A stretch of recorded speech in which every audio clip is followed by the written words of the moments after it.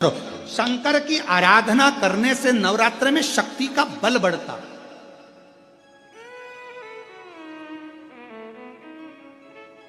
शक्ति का बल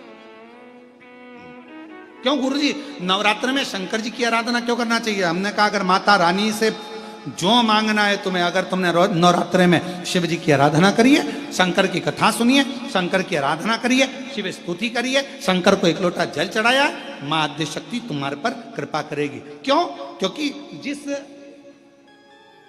जिस स्थान पर शिवलिंग रखा होता है और जो हस्त कमल है वो मां पार्वती जगत जननी दुर्गा भवानी है। जब हम जल चढ़ाते हैं मां आद्य शक्ति अम्बा जगदम्बा 64 योगनियों पर वो जल चढ़ जाता है और जगत जननी नवरात्र में प्रसन्न हो जाती है। वो जल की इतनी महत्वता है।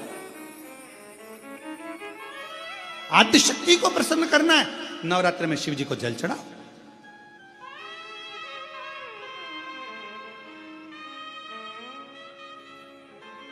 कोई बेटा बेटी है,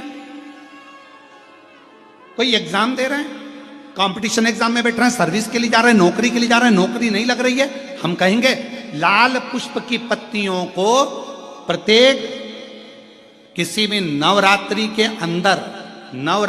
अंतर्गत 9 दिन का तुम नियम बना लो। जैसे कई माताओं का नियम रहता है, मेरा व्रत है, मैं दूध पर 1 गिलास दूध पर व्रत करूंगी, मैं नंगे पैर चलूंगी, मैं ये व्रत करूंगी, मैं वो व्रत करूंगी। मैं बेटा बेटियों से कहूंगा, नवयुवक बच्चों से कहूंगा, अगर आप कंपटीशन एग्जाम में बैठ रहे हो, अपनी पूरी मेहनत करो, पूरा परिश्रम करो, रात दिन एक करो और लगे रहो।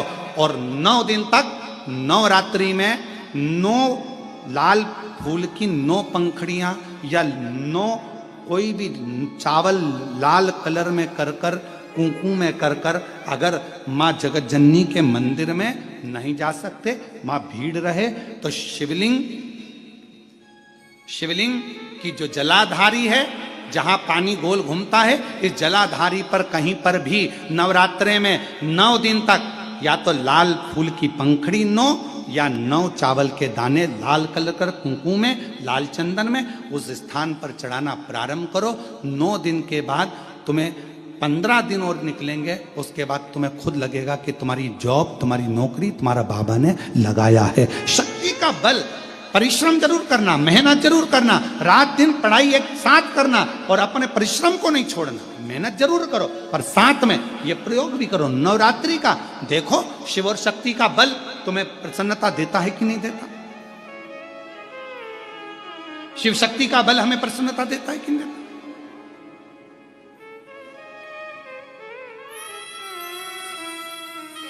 अब कई लोग ऐसे होते हैं, हम नवरात्रि आई है, माता रानी को भज रहे हैं, जगत जननी दुर्गा भवानी को भज रहे हैं, पर शिव जी के मंदिर तक नहीं जा रहे, समय नहीं मिल रहा मंदिर जाने का, क्योंकि माता जी के मंदिर जाते हैं, माता जी को प्रणाम। अरे उस शंकर को पहले भजो, सवेरे उठते से ही पहला 1 लोटा जल शिव को, क्योंकि उसी के माँ जगत जननी हस्तकमल पर जल जाना जरूरी है। शंकर का चढ़ा वो हमें फल प्रदान करे, सुख दे, आनंद का। और महादेव नमन चरणों में स्वीकार कीजिए, सबका किया है मेरा भी उद्धार कीजिए, हे त्रिपुंडधारी, हे त्रिशूलधारी, हे त्रिपुंडधारी, हे त्रिशूलधारी। अब भजो। कश्यप ऋषि की एक कथा आती है,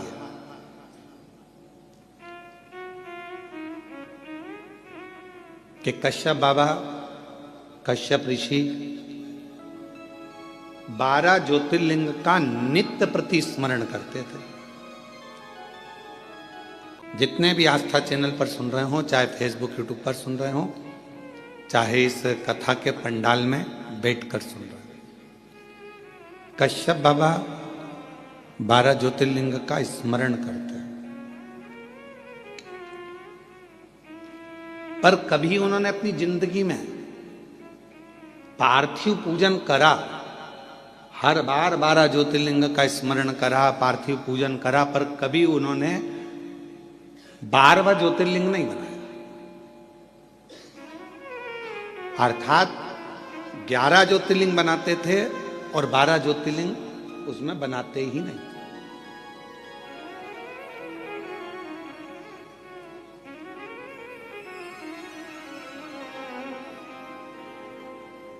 एक दिन देवऋषि नारद निकलकर जा रहे थे। अब आप लोग अगर 12 ज्योतिर्लिंग का पूजन कर रहे हो तो आप लोग कितने ज्योतिर्लिंग बनाओगे? जम के बोलो जरा। 12 बनाओगे ना। पार्थिव पूजन कर रहे हो तो 12 ज्योतिर्लिंग का निर्माण करोगे। पर कश्यप ऋषि 11 ज्योतिर्लिंग का निर्माण करते थे और 12वां ज्योतिर्लिंग नहीं बनाते थे।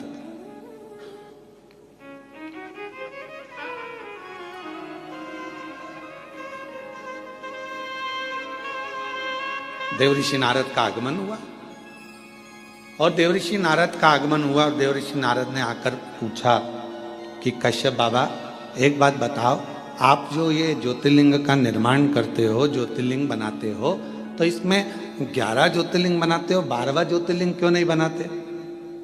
12वां ज्योतिर्लिंग निर्माण क्यों नहीं करते? नारद जी पूछ पूछ कर थक गए तो भी आखिरी तक कश्यप ऋषि ने यह नहीं बताया कि 12वां ज्योतिर्लिंग क्यों नहीं बनाते। 11 के पूजन करते, 12वां बनाते ही।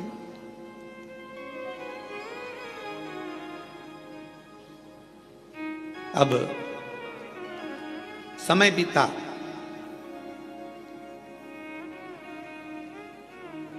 भगवान शंकर के पास में ऐसी सूचना मिल गई कि कश्यप ऋषि 12 ज्योतिर्लिंग का पूजन करते, पर ज्योतिर्लिंग बनाते कितना है? जम के बोलो जरा। 11। और पूजन कितने ज्योतिर्लिंग की कर रहे हैं? अच्छे से बोलो, आवाज नहीं आई। 12। तो जब 11 ज्योतिर्लिंग का आराधना कर रहे हैं, 11 ज्योतिर्लिंग का निर्माण कर रहे हैं, तो 12 ज्योतिर्लिंग का पूजन का फल कैसे मिले?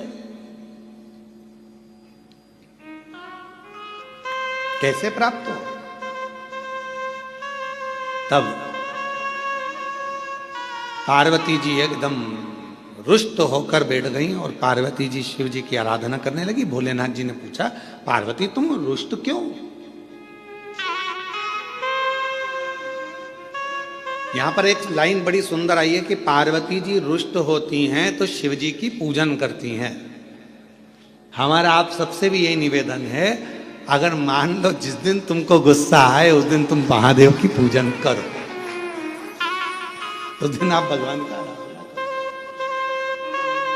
पर उल्टा होता है, जिस दिन रुष्ट होते हो ना, उस दिन तो तुम इतना बोलते हो, इतना बोलते हो, इतना बोलते हो कि जो पहले का करा धरा है ना, उस पर भी तुम लोग पानी फेर लेते हो, वो भी पूरा सत्यानाश मिला लेते हो, उसको भी नाश कर देते हो।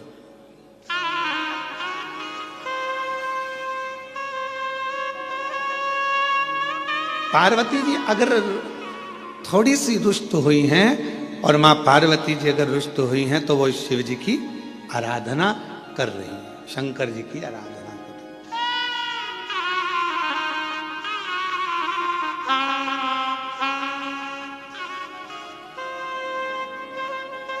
और मैंने तेरे ही भरोसे बाबा, तेरे ही भरोसे। मेरा सासुओं से भी निवेदन है, बहुओं से भी निवेदन है, बेटाओं से भी निवेदन है, बाप से भी निवेदन है, भाऊ से भी निवेदन है, और घर में रहने वाले हर व्यक्ति से निवेदन है कि पार्वती के संवाद का स्मरण करना।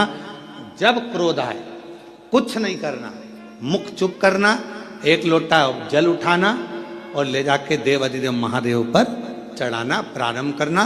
थोड़ी देर बैठना, हाथ में माला पकड़ना, नहीं पकड़ो तो प्रेम से मोबाइल को किनारे रखना और हृदय पर हाथ रखकर श्री शिवाय नमस्तुभ्यं, श्री शिवाय नमस्तुभ्यं, श्री शिवाय नमस्तुभ्यं, श्री शिवाय नमस्तुभ्यं। हृदय से अपने मन से भगवान को पुकारना प्रारंभ करो,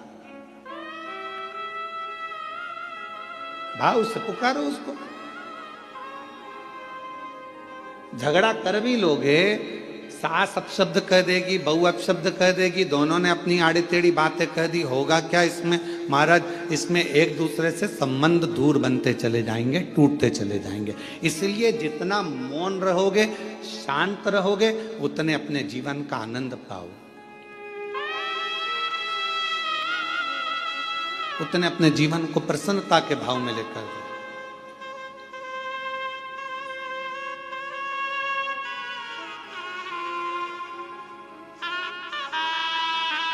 रहीमन धागा प्रेम का,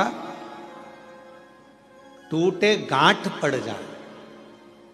प्रेम का धागा जब टूटता है तो उसमें गांठ लग जाती है, और गांठ लग जाती है तो फिर वो गांठ जब भी खुलेगी, अर्थात दो हिस्से में ही रहे।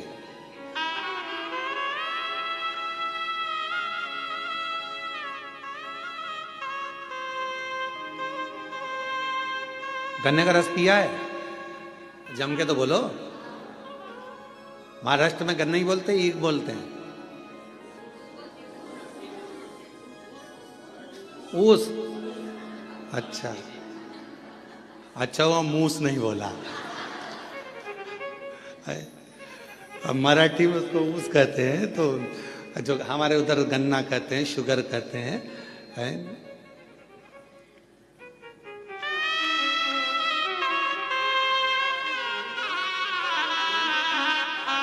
जो गन्ना होता है, उस गन्ने में थोड़ा थोड़ा दूर पे एक एक गांठ रहती है।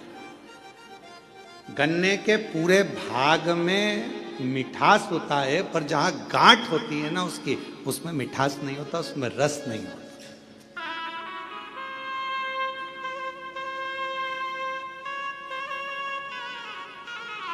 पर शिव महापुराण की कथा कहती है, गन्ने के ऊस के अंदर पूरे में रस है, पर जहां गांठ है वहां ना रस है ना उसमें मिठास। पर एक बात याद रखो, जब कोई गन्ने के रस में बहुत डूब जाता है ना, तो उसको गांठ में भी रस आना प्रारंभ हो जाता है, और उसमें भी उसको मिठास का नजर आना। और जितने आप बैठे और हम भी बैठे हैं, हमने भी बचपन में खूब गन्ना छिल छिल कर खाया, पर जो गठान का छिलका था उसको खाते थे, जब गन्ने के रस में इतने डूब जाते थे कि उस गांठ में भी रस आना चालू हो जाता। और तुमने भी खाया होगा ये पक्का। ऐसा हो नहीं सकता कि तुमने गांठ छीली हो और उसको मुंह में नहीं लिया, उसमें रस मिला। तो कहा, यदि परिवार में एक दूसरे को मिलकर चलना है और उसमें अगर रस आ रहा है, तो फिर एक निवेदन है, कभी विवाद की, कभी द्वेष की अगर गांठ पड़ भी जाए, तो उसको भुलाते हुए उस रस में डूबने का फिर प्रयास करना, और उस गठान को, उस गांठ को एक साइड पटकने का प्रयास करना, एक साइड। परमात्मा की भक्ति में डूबो, परमात्मा के भजन में डूबो, स्मरण में डूबो। पार्वती जी रुष्ट हो गई, भगवान शंकर की पूजन करने बैठ गए, और कहते हैं जितनी रुष्टता में भगवान का भजन हो पाता है, उतनी एकाग्रता जब रूठने के बाद, जब आप लड़ाई कर लेते हो एकदम, तुम देखना बहुत तेज सुनामी लहरें चली, बहुत तेज बारिश हुई, खूब तेज हवा चली, एकदम बवंडर मचा, और उसके बाद जो शांति होती है, इतनी शांति कि लगता है अभी थोड़ी देर पहले तो हमने देखा था कितना बवंडर था, इतना विवाद था, और अब एकदम शांति हो, एकदम शांति। इतना शांत कैसे हो सकता है? तो जब विवाद चढ़ जाए, बहुत क्लेश हो जाए, बहुत अशांति हो जाए घर में, मान लो किसी कारणवश अगर विवाद हो जाए, तो मेरा निवेदन है, टूटना नहीं, एक दूसरे से अलग मत जाना, बल्कि साथ रहना। तुम उसको समझना, वो तुम्हें समझेगा, और एक दूसरे से साझा बनाकर ये गन्ने के रस जैसा उसका आनंद लेते हुए आगे बढ़ते चले जाना, उसमें क्लेश ना हो। और मत बुरे कर्म कर बंदे, वरना पछताएगा। भगवान की आंखों से तू बच नहीं पाएगा, तू बच नहीं पाएगा। अरे ओ अज्ञानी मत कर नादानी, अरे ओ अज्ञानी मत कर नादानी। तेरे कर्म का फल भी तू ही पाएगा, जैसा किया तूने तेरे आगे आएगा। मत बुरे कर्म कर बंदे, वरना पछताएगा। भगवान की आंखों से तू बच नहीं पाएगा, तो बच नहीं पाएगा। आप कर्म करते चलो। आज का व्यक्ति कैसा है? तो कहा आज का व्यक्ति ये सोचता है कि मैं काम कम करूं और फल ज्यादा मिले।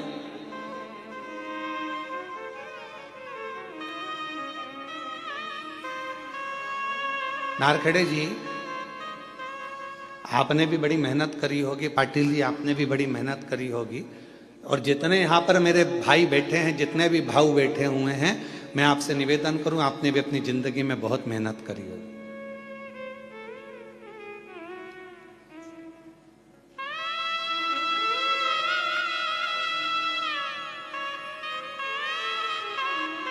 खूब मेहनत करी।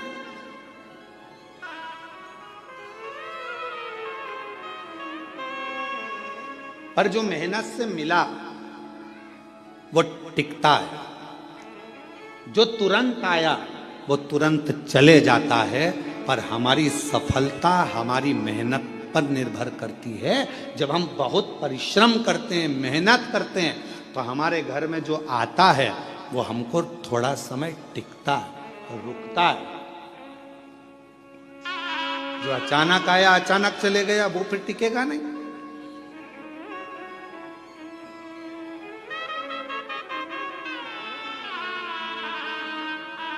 और मेहनत कर कर जो सुख मिलता है ना, वो सुख दूसरा ही है।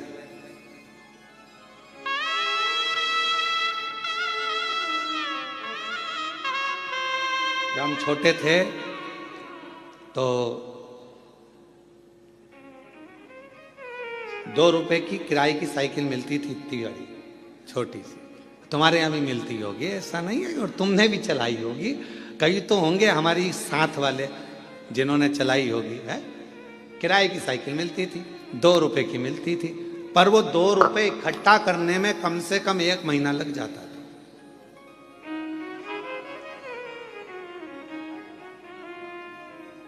हितेश, तेरे को तो मालूम ही नहीं होगा बेटा। मालूम है क्या? अच्छा, ठीक है।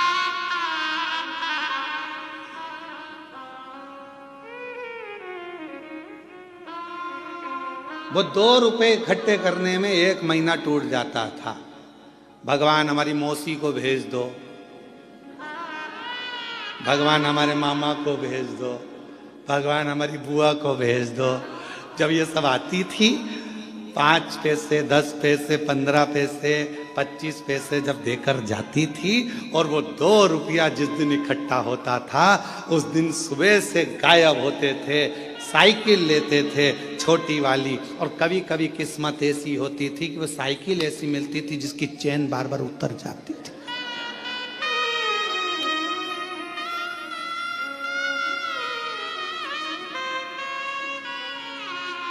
और साइकिल लेके अब बताओ, साइकिल वाले की साइकिल दम अपनी लग रही है, मेहनत अपनी हो रही है, घूम अपन रहे हैं, और सब देख रहे हैं, और यहाँ भगा वहां भगा, हाँप रहे, पर वो टाइम देख रहे, 5 बजे देना है वापस। 5 बजे ही निकल पहुंचते थे, बिल्कुल लगे लगाए समय पर, एकदम 5 बजने वाला है तब अपन पहुंच के वो साइकिल देकर आते थे। तब तक पूरे थक जाते थे। एकदम चला चला कर वो 2 रुपए पूरे वसूल कर लेते थे। और फिर मम्मी पूछती थी, बेटा वो देकर गई थी 15 पैसे, 10 पैसे, 20 पैसे, 25 पैसे, तो उसकी तो मैं साइकिल चलाए आया, क्या मिला तुझे? तो मम्मी बहुत मजा आया, आनंद आया, खुशी मिली, आनंद मिला। इतनी मेहनत जो करी है ना, तो ये मेहनत कर कर जो सुख मिला है उसके आगे सब शून्य है, सब शून्य।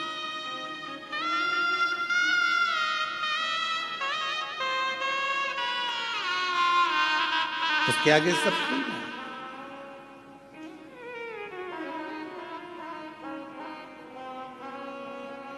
और कभी कभी जो मेहनत के बिना मेहनत के मिल जाता था वो कहीं ना कहीं गिर जाता था। एक बार हुआ ऐसा हमारे साथ भी, तुम्हारे साथ भी हुआ होगा। नवरात्रे का समय था, नमक चौराहे पर बैठी माता जी हमारे सीहोर में, और नमक चौराहे पर माता जी बैठी, और माता जी बैठी तो वहाँ पर एक स्टेज बना, स्टेज पे साबुन रखा, पाउडर का डब्बा रखा, और नहाने का साबुन, कपड़े धोने का साबुन, सरफ की थैली, और वहाँ ले जाके खड़ा कर दिया। 10 पैसे दो और 10 रिंग फेंको। तुमने भी फेंके होंगे ऐसे गोले गोले रिंग। अब परंतु वह इतने साल हो गए उसमें एक साबुन नहीं आया, और एक दिन साबुन अगर आ गया तो साबुन को खुशी खुशी लेकर जा रहे थे, और मालूम पड़ा कि वो साबुन रखा था जेब में, जेब थी फटी और साबुन पूरा गया गिर।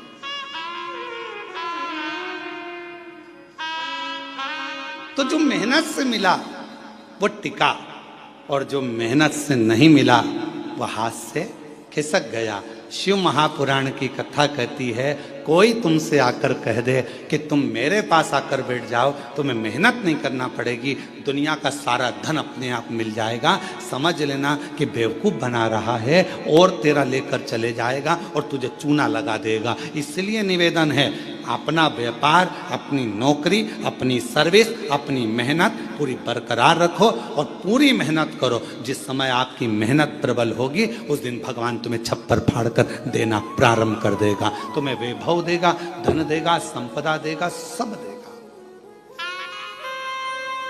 सब देगा। आप अपनी मेहनत से पीछे मत। शिव कथा कह रही है, भगवान शंकर का चरित्र कह रहा है, शिव महापुराण का चरित्र कह रहा है, भगवान शंकर की पवित्र कथा कर रही है, शिव तत्व कह रहा है। पार्वती जी बैठ गई तब साधना करने के लिए, शंकर भगवान ने नेत्र खोले और पार्वती से पूछा कि आज तू रुष्ट होकर मेरी पूजन कर रही? हाँ। क्यों? वो कश्यप ऋषि है ना, 12 ज्योतिर्लिंग का पूजन करना चाहिए, तो वो 11 ज्योतिर्लिंग बनाते हैं और पूजन करते हैं और 1 ज्योतिर्लिंग छोड़ देते हैं। शंकर भगवान ने कहा, पार्वती नहीं, कश्यप ऋषि कभी ऐसा नहीं करते, वो पूरे 12 ज्योतिर्लिंग का पूजन करते हैं, पूरे 12 ज्योतिर्लिंग।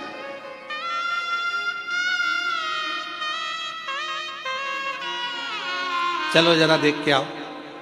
पार्वती जी ने शिव जी को लिया साथ, और चलो जरा देखो, मैं बताती हूँ तुमको 11 ज्योतिर्लिंग बने। और कश्यप ऋषि का रोज का नियम था, ज्योतिर्लिंग बनाते और पूजन करते पार्थिव लिंग की। चलो अभी दिखाती हूँ। और ले गए, जो सामने देखे तो 11 ज्योतिर्लिंग बने थे। शिव जी को पार्वती जी करेंगे, देखो 1 2 3 4 5 6 7 8 9 10 और 11।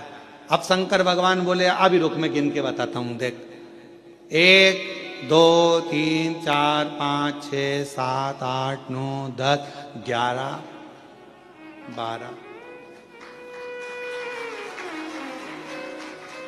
पार्वती जी बोली, क्यों मुझे पागल बना रहे हो प्रभु? अब तुम तो शिव जी हो ना,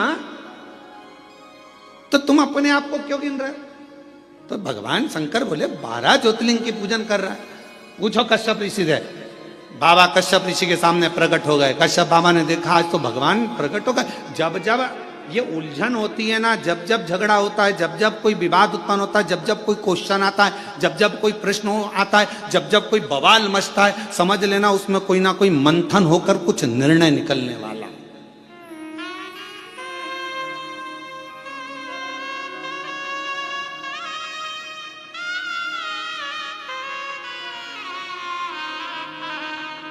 जब जब कोई बवाल मचता है, जब जब कोई मंथन होता है तो कुछ ना कुछ निकलता है। समुद्र का मंथन हुआ, अमृत निकला। कुछ ना कुछ मंथन हुआ है तो कुछ ना कुछ निकला है। और पार्वती जी और शिव जी के इस संवाद में कुछ ना कुछ निकला है। भगवान कश्यप ऋषि प्रसन्न हो गए।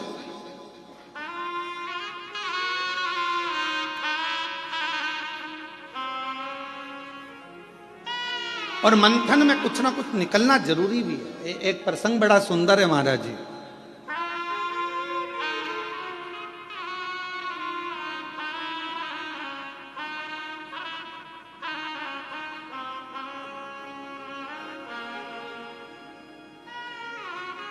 दो संतों का झगड़ा हो गया।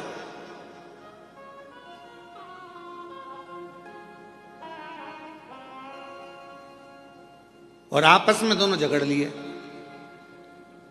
अब दोनों झगड़ लिए तो एक था राम जी का भक्त और एक था हनुमान जी का भक्त, और दोनों में छिड़ गया विवाद।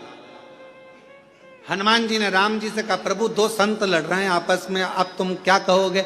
राम जी बोले, कहना क्या है, अब इन दोनों को प्रमाणित करने के लिए अपन दोनों को जाना पड़ेगा। जब जब संत झगड़ते हैं, साधु झगड़ते हैं, सन्यासी झगड़ते हैं, तपस्वी झगड़ते हैं आपस में, जब कोई भगवत प्रेमी आपस में झगड़ते हैं तो उसका निर्णय करने के लिए स्वयं परमात्मा को बीच में आना पड़ता है और परमात्मा को निर्णय करना पड़ता है।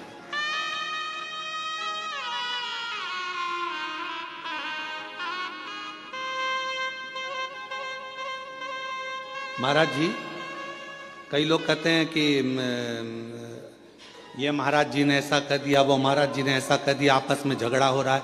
हम कहते हैं झगड़ा नहीं हो रहा है, कुछ परमात्मा ने लीला रची है, और परमात्मा ने लीला रची है तो वो जनमानस के सामने उसको कहीं ना कुछ संतों के माध्यम से लाना चाहते हैं। संत कभी झगड़ा नहीं करते, संत कभी एक दूसरे के ऊपर आक्षेप भी नहीं करते। लोग कहते हैं उन्होंने ऐसा बोल दिया, उन्होंने वैसा बोल दिया, उन्होंने ये भाषा का प्रयोग करा, उन्होंने वो भाषा, ना ना ना, उनके बीच में कोई एक परमात्मा की एक शक्ति, मेरे शिव का एक स्वरूप, मेरे राम, मेरे कृष्ण, मेरे शंकर, मेरे भगवान विराजमान है, जो ये निर्णय करना चाहते हैं कि इनके बीच का साझा कैसे।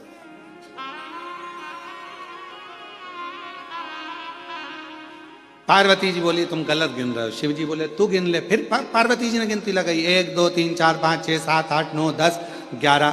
शंकर भगवान से पार्वती जी बोली ये तो 11 है। शिव जी बोले देख मैं वापस गिनता हूं, 1 2 3 4 5 6 7 8 9 10 11 12। फिर पार्वती जी बोली तुमने फिर अपने आप को गिन लिया। शंकर भगवान बोले कश्यप ऋषि से पूछ ले कि कश्यप बाबा तुम ये 11 शिवलिंग बनाते हो कि 12 शिवलिंग बनाते हो?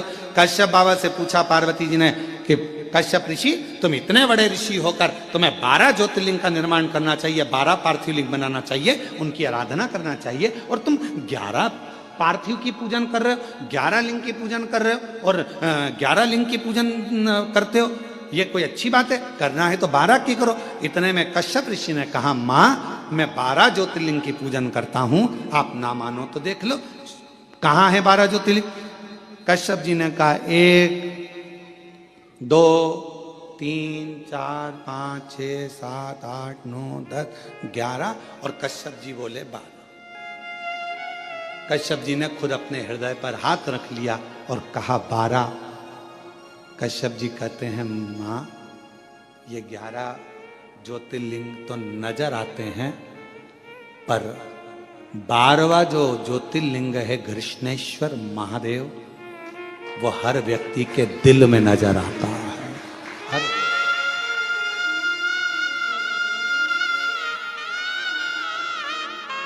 हर व्यक्ति के हृदय में।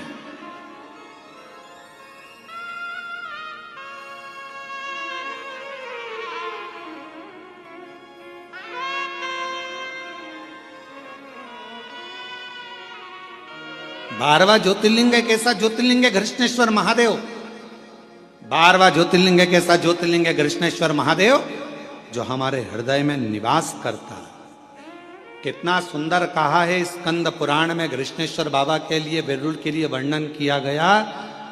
जिस परिवार में, जिस परिवार के अंतर्गत मान लो कोई ना कोई एक बहुत बड़ा दुख आकर टिक गया हो और वो दुख हट ना रहा हो, तो कृष्णेश्वर महादेव का स्मरण कर कर यदि पीपल के वृक्ष के नीचे बस केवल हृदय से कृष्णेश्वर का जप कर कर, कृष्णेश्वर नाम का उच्चारण कर कर, एक 4 बत्ती का दीपक यदि पीपल के वृक्ष के नीचे प्रज्वलित कर दिया जाए प्रदोष के दिन, तो वो भारी से भारी दुख भी केवल 7 दिन के अंदर कट जाएगा। 12 ज्योतिर्लिंग में से एक ज्योतिर्लिंग है कृष्णेश्वर महादेव, जो हमारे हृदय में निवास करते, मन की ज्योति है, हृदय की ज्योति है। और हम आप सबके पावन चरणों को नमन करते हैं। बिरुल वालों, आप कृष्णेश्वर बाबा के नजदीक में रहते हो, आप जैसा किस्मत वाला दुनिया में कोई नहीं होगा जिनके पड़ोसी कृष्णेश्वर महादेव। हम आपको नमन करते हैं, आपको प्रणाम करते हैं। और जितने आस्था चैनल पर कथा श्रवण कर रहे हैं, जितने आस्था चैनल पर कथा सुन रहे हैं, जितने बहन भाई, जितनी माताएं, जितनी मेरी जीजियां, जितने मेरे जीजाएं, जितनी मेरी बेटियां बेटा, इस कृष्णेश्वर महादेव की पवित्र भूमि से पितृपक्ष में ये शिव महापुराण की कथा को ऑनलाइन श्रवण कर रहे हैं, हम आप सबके चरणों को नमन करते हैं। आप जैसा किस्मत वाला कोई नहीं होगा, क्योंकि यहाँ शास्त्र वर्णन करता है कि 12वां ज्योतिर्लिंग कृष्णेश्वर एक ऐसा ज्योतिर्लिंग है जो जहां जिस जगह पर बैठकर उसको याद करता है, वो 12वां ज्योतिर्लिंग उसको वहीं पर करुणा करना प्रारंभ कर देता है। वो 12वां ज्योतिर्लिंग,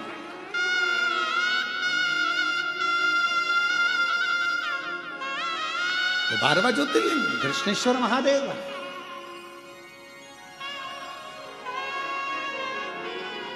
और तेरी कृपा बिना न हिले एक भी अणु, लेते हैं श्वास तेरी कृपा से।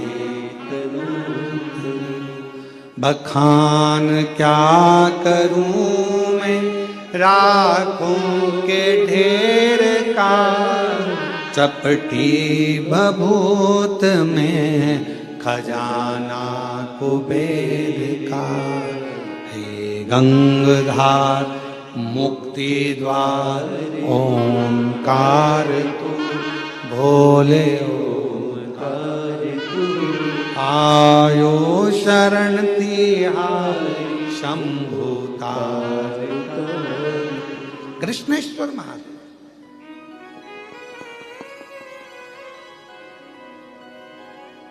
शिव जी का दर्शन हो गया। विवाद किसका छिड़ा था? पार्वती और शंकर भगवान का। और दर्शन किसको हो गया? कश्यप ऋषि। आपको पहले कथा में कहा है, जब कथा हैदराबाद में चल रही थी तो उसमें कहा था कि थोड़ी बहुत पूजन की थाली में कमी रह जाए ना तो प्रसन्न होना। तुम यहां पूजन कर रहे हो और तुम माचिस ढूंढ रहे हो, तुम कपूर ढूंढ रहे हो, तुम कुंकू रोली ढूंढ रहे हो, तुम चंदन ढूंढ रहे हो, तुम्हें लग रहा है कि तुम ढूंढ रहे हो, पर तुमने याद करा, अरे राम मेरी पूजा की थाली में कपूर तो घर पे रह गया। अब तुमने कह दिया कपूर घर पे रह गया और तुम यहां ढूंढ रहे हो, तो तुम नहीं ढूंढ रहे हो, अब तुमने मन से वो कपूर को प्रकट कर दिया। शिवजी तुम्हारे घर जाकर वो कपूर वहां से ले लेंगे। तुमने स्थान बता दिया कि वहां रखा है। झगड़ा यहां हुआ है शिव और पार्वती का, और दर्शन किसको हो गया? जम के बोलो जरा, कश्यप ऋषि। झगड़ा इन दोनों का हो रहा है, दर्शन कश्यप ऋषि कर रहा है, दर्शन कश्यप बाबा को हो रहा है। ये इनकी आनंदता, ये इनका प्रेम है, ये इनकी वात्सल्यता।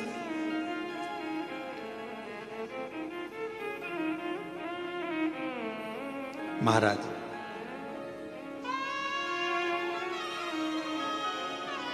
कृष्णेश्वर बाबा का एक सुंदर भाव व्यक्त किया है महाराज स्कंद पुराण के अंतर्गत। भाव से अपन उसको पढ़ें, स्मरण करें। शिव महापुराण में कृष्णेश्वर बाबा की जो कथा का वर्णन किया उसका भी स्मरण करें। किसी भी स्थान पर कभी भी कहीं पर भी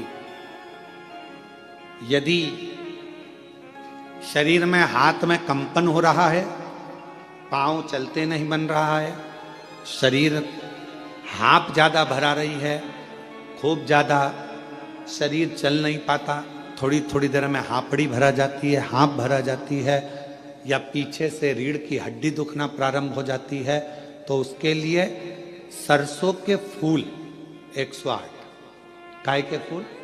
सरसों के। सरसों जानते हो सब लोग? सरसों के फूल 108 भगवान शंकर के मंदिर में घृष्णेश्वर महादेव का नाम लेकर 108 सरसों के फूल एक एक कर कर घृष्णेश्वर बाबा को समर्पित कर दो।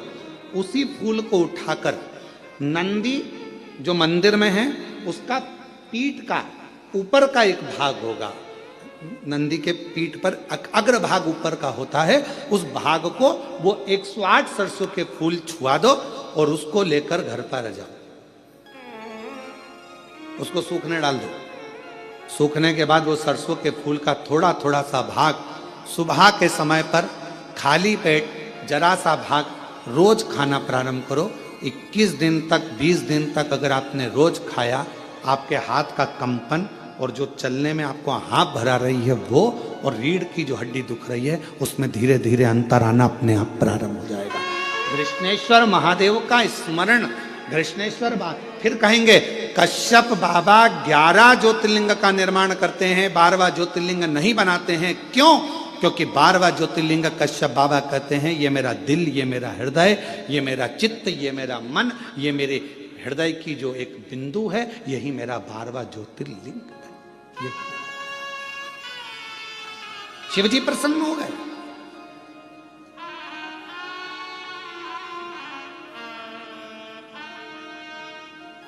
मांगो तुमको क्या चाहिए?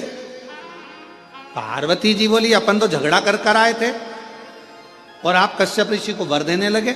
शिव जी कहने लगे अब मेरा दर्शन हुआ है तो कुछ ना कुछ तो देना पड़ेगा। पार्वती जी बोलती ऐसा होता है क्या? शंकर भगवान बोले सुन पार्वती, ये मेरी रीति है, अगर कोई संसार का मनुष्य मेरे दरवाजे पर, मेरे मंदिर में, मेरे देवालय में आकर अगर एक लोटा जल रोज चढ़ाएगा तो मुझे रोज उसको कुछ ना कुछ देना ही पड़ेगा। ये नीति है। जैसे बेटी का बाप, बेटी का बाप क्या है? बेटी का बाप अगर बेटी रोज अपने पिता के घर जाएगी या बाप अपनी बेटी से मिलने जाएगा तो कुछ ना कुछ तो उसको देना पड़ेगा ही। भले पिताजी का घर पास में, रोज बेटी आती जाती है, भले पास में क्यों ना, माँ बोल देगी बेटा तो पास में आज एक काम करना, मैं तेरे को हलवा बना के भेज दूंगा, सीरा बना के भेज दूंगा। कभी कुछ कही बेटा मम्मी मेरे को जरूरत नहीं है, नहीं मैं तो भेजूंगी। माँ है ना, बाप है ना, उसका भाव उत्पन्न हो जाए, मैं तो भेजूंगी। अब कोई कहे तुम मम्मी मैं बना लूंगी ना, सब कर लूंगी ना, तुम मत भेज, नहीं मैं तो भेजूंगी। और अगर वो सीरा नहीं भेजेगी तो देख लेगी बाजार में अच्छी सब्जी आ रही है, बाजार में खरीद के लिए आएगी और वो सब्जी भेज देगी। भले हरा धना भेज दे, मिर्ची भेज दे, पर कुछ ना कुछ भेजे। रोज अगर बेटी अपने माँ बाप से मिल रही है तो माँ बाप उस बेटी को जरूर देंगे, और माँ बाप अगर बेटी से मिल रहे हैं तो जरूर देंगे। उसी तरह मेरा शंकर सबका बाप है, पिता है। जब हम रोज जाते हैं तो वो रोज कुछ ना कुछ हमको देता जरूर। आप शिव जी को क्या मानती हो? अपना पिता, अपना बाबुल, अपना बाप, पिता। और कुबेरेश्वर धाम क्या है आपका? मायका। कुबेरेश्वर धाम क्या है? मायका। मायका क्यों कहा गया?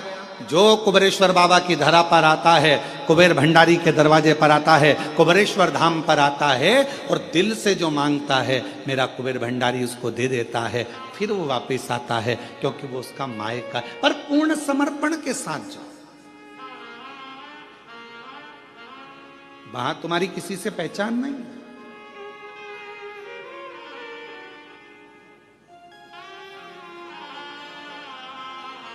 हम तो बाबा के भरोसे चलते, हम तो बाबा के भरोसे चलते हैं। ये दुनिया वाले जलते हैं, ये दुनिया वाले जलते हैं।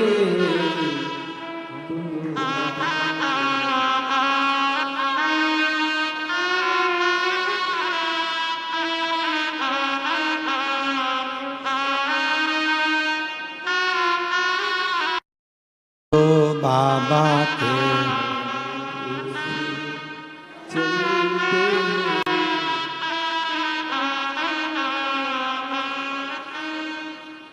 खटका बंद है इसमें। ये दुनिया वाले जलते, ये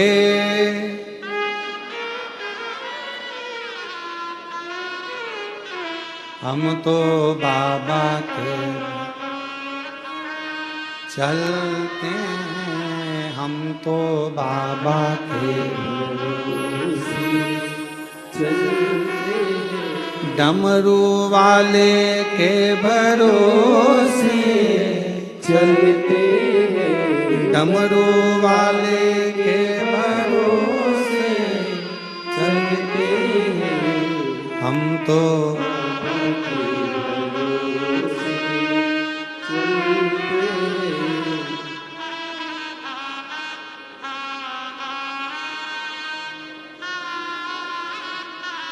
काशी वाले के भरोसे।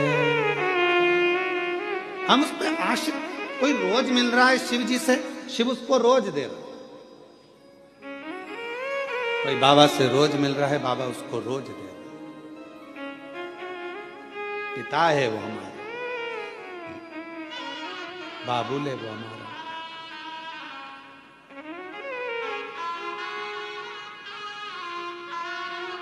भोले ने हमको चलना सिखाया, बाबा ने हमको चलना सिखाया, सब भक्तों से मिलना सिखाया, सब भक्तों से मिलना सिखाया।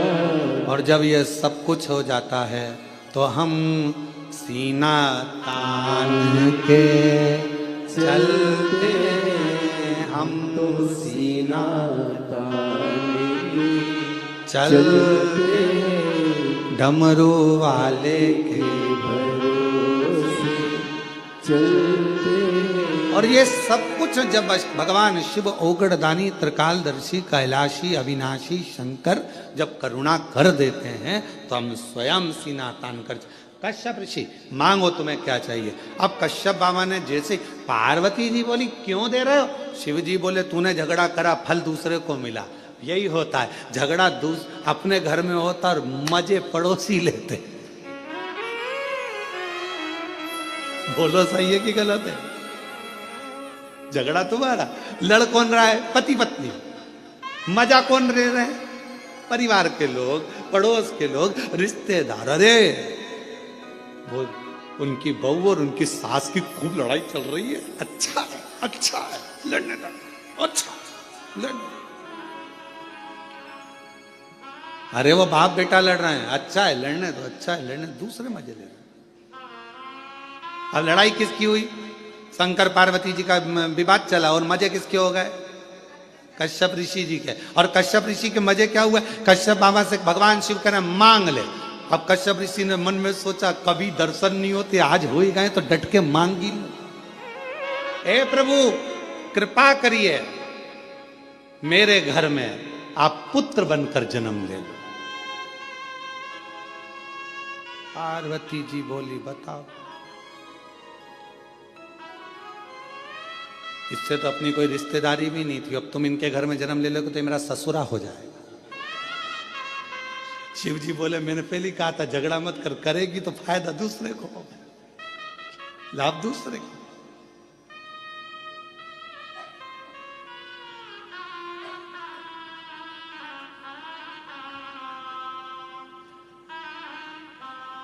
एक घर में एक सास और बहू थे, बहुत उन दोनों का आपस में बनता नहीं था, बिल्कुल नहीं बनती थी। और बनती नहीं तो उनके यहाँ सबसे ज्यादा झगड़ा सास बहू का होता तो फायदा दूसरे का होता। अभी देखो फायदा कैसे होता। एक महाराज भिक्षा मांगने गए, माता भिक्षाम देगी, माता भिक्षाम दे। इतने में बहू आई, बहू ने आकर एक कटोरी आटा दान दे दिया। महाराज निकल के जा रहे थे, इतने वहीं से उसकी सास आ गई, ए बाबा इधर आ। कहां से मांग के ला रहा है? तुम्हारे ही घर गया था। कौन मिला? बहू। क्या दिया? एक कटोरी आटा। वो कौन होती है देने वाली? चल मेरे साथ चल, मेरे साथ चल। वो बस एक कटोरी? मेरा घर है, मेरी प्रॉपर्टी है, मेरा मन, चल मेरे साथ। और अंदर गई और 4 कटोरी आटा लाके महाराज को दे दिया। फायदा किसका? दूसरे का। अब एक दिन सास अंदर थी और महाराज आए, माता भिक्षाम देहि। सास ने कहा कि रोज रोज आया था, नहीं देना, आज नहीं दूंगी, जा। इतने में वो महाराज चल दिया। सामने से बहू पानी लेकर आ रही थी, हंडा मटके। उसने पूछा, महाराज जी कहाँ से आ रहे हो? तुम्हारे ही घर से आ रहे हैं। मिल गया? कुछ नहीं मिला, तुम्हारी सास ने कछु ना दिया। कुछ नहीं दिया? चलो मेरे साथ, आओ जरा, आओ आओ जरा। वो कौन होती है मना करने वाली? जब मेरा पति कमा रहा है तो मैं दूंगी, चल। और गई अंदर, और अंदर जाके आधा किलो चावल, आधा किलो चने की दाल सब बांध के लिए आई और आटा वाटा सब लाके दे दिया। ले, फायदा किसका? महाराज का। झगड़ा कौन कर रही? सास बहू। और फायदा दूसरे।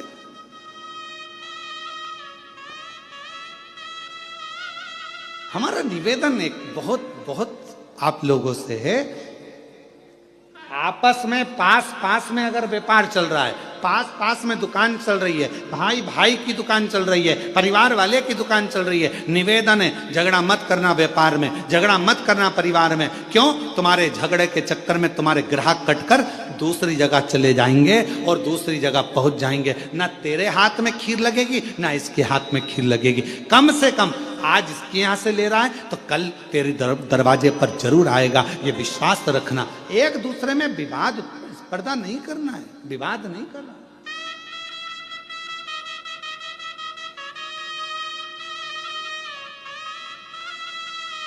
और हम विवाद में पड़े। कश्यप ऋषि ने कहा, वर दीजिए मेरे घर में आप पुत्र बनकर आए।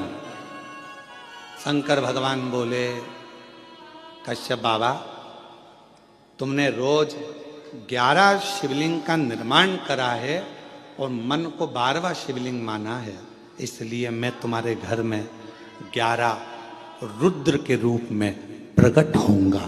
तुम्हारे यहाँ 11 रुद्र के रूप में मैं आऊंगा। 11 रुद्र अवतार शंकर भगवान के जो 11 रुद्र अवतार हुए वो कश्यप बाबा के यहाँ सुरभि के।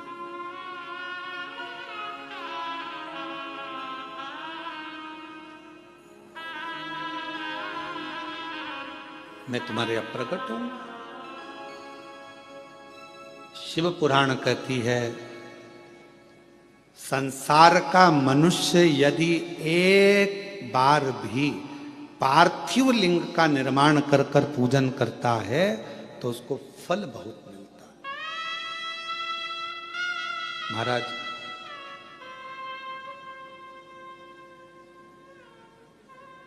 फल जरूर मिलता है। पार्थिव पूजन कुछ ना करिए, केवल एक घर के बगीचे में, घर के गमले में अगर मिट्टी है तो उसको ऊंचा कर कर शिवलिंग वहीं बनाकर वहीं जल चढ़ाना प्रारंभ कर दो, उसका फल मिलेगा, उसका लाभ जरूर।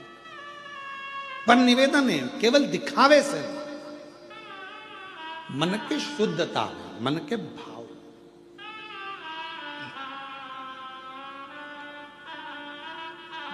आज का जो मनुष्य है, आज का जो मानव है, भगवान को भाव से रिझा नहीं पाता, हृदय से रिझा नहीं पाता।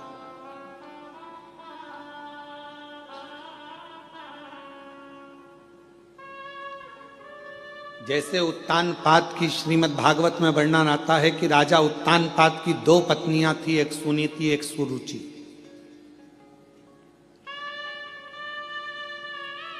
एक नीति का पथ दर्शाती है और दूसरी रुचि का पथ दर्शाती है। राजा की पहली पत्नी थी सुनीति, दूसरी पत्नी सुरुचि। एक नीति को दर्शा रही है, एक रुचि को दर्शा रही है। उसी तरह हमारे 2 मन है, हमारी 2 आकांक्षाएं, हमारी 2 इच्छाएं, हमारे 2 विचार हैं। एक मन कहता है भगवान के भजन में जाओ, दूसरा मन कहता है कि अभी थोड़ी देर से चाय पीने के बाद जाऊं।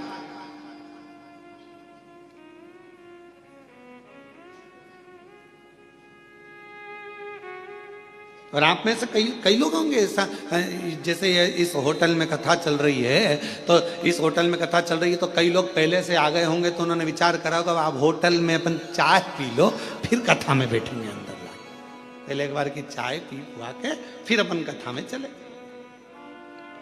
और यहाँ पर भी हमारे जजमान परिवार, नारखेड़े परिवार, पाटिल परिवार, ये लोग जो कथा में बैठे हुए हैं, हम इनसे भी कहेंगे तुम भी अगर ऊपर से कथा में नीचे आए होगे, अपने अपने कमरे से निकल कर आए होगे, तो पहले पूरी तैयारी कर लिए होगे, पेंट पुना के बढ़िया सज धज के, और फिर बढ़िया रुमाल ले लो, सामान ले लो, ये ले लो, बैग ले लो, इसमें सामान रख लो। और वो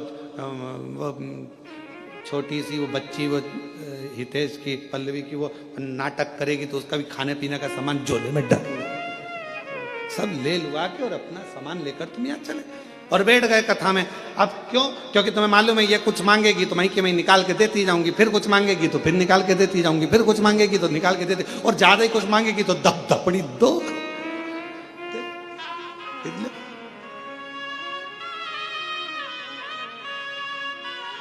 और महाराज कथा कर रही है कि भगवत भजन में पूर्ण समर्पण के साथ दिखावा नहीं चाहिए, बस समर्पण पूरा चाहिए।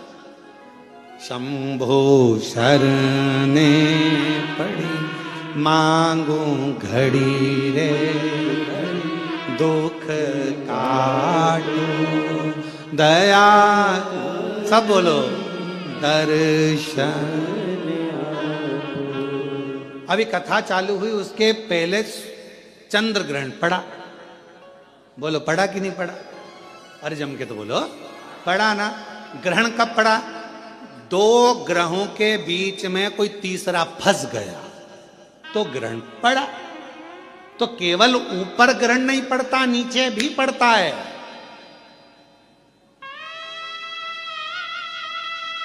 पति पत्नी के बीच में कोई तीसरा फंसने लगे तो समझ लो ग्रहण लगने वाला है। भाई भाई के बीच में कोई तीसरा फंसने लगे तो समझ लो ग्रहण लगने वाला है। रिश्ते नातों के बीच में कोई तीसरा फंसने लगे तो समझ लो ग्रहण लगने वाला है। संबंधों में भी ग्रहण लगता है। ऐसा नहीं कि ग्रहण केवल ग्रहों का लगता है, संबंधों में भी ग्रहण लगता है। आप आपस में अच्छे से रह रहे हो, दोनों बढ़िया रह रहे हो, व्यवहारिकता अच्छी है, दोनों का काम धाम अच्छा है, तुम अपना काम कर रहे हो, वो अपना काम कर रहे हो, और बीच में मालूम पड़े किसी ने आकर अड़चन उत्पन्न करना प्रारंभ कर दिया, किसी ने बीच में टांग अड़ाना प्रारंभ कर दिया, समझ लो तुम्हारी रिश्तेदारी में, तुम्हारे संबंधों में, तुम्हारे स्नेह में, तुम्हारे प्यार में ग्रहण पड़ने वाला है। और वो ग्रहण तुम्हारे परिवार, जैसे ग्रहण लगता है तो सब बंद हो जाता है, मंदिर के द्वार भी बंद हो जाते हैं, लोगों को नहाना पड़ जाता है।